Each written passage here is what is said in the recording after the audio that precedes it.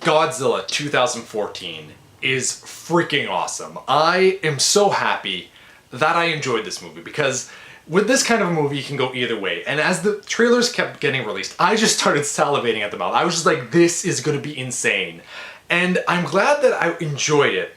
And I enjoyed it a lot. But it's for different reasons than what I originally thought. I don't want to go in lying to you and saying that Godzilla is like in this movie the entire time. He's not. If you're thinking of like a big monster mash movie, it's not like that until the end. The end of this, the third act of this film is just like, boom, there's Godzilla, there he is in all his glory, and it's so rewarding. It's so freaking awesome. The last part of this movie is excellent. It's so well done.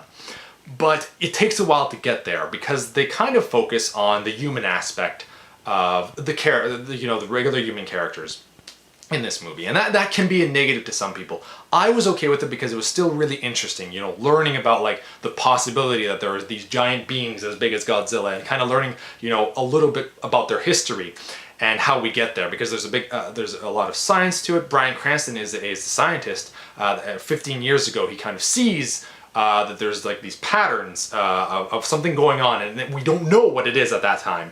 And as the movie progresses, you start learning more about that.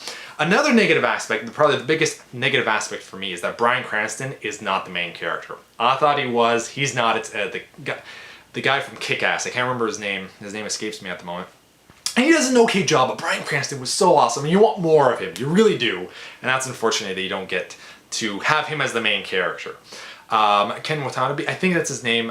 He also does a really good job in this movie.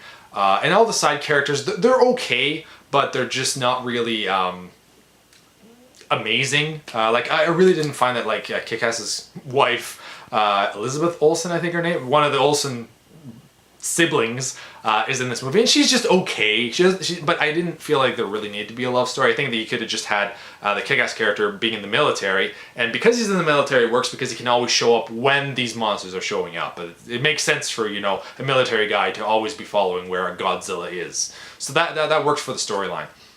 What I loved about this movie, before we get to the Godzilla part, is that they tease Godzilla so many times, and they only give you glimpses of him once in a while, and they give you the perspective of what it would be like if these things were actually real, how they would act, because realistically, if there was think of a giant bear showing up in the middle of the city. He's gonna destroy things, and he's gonna attack people because he's gonna be scared, but he's not gonna go out of his way to attack things.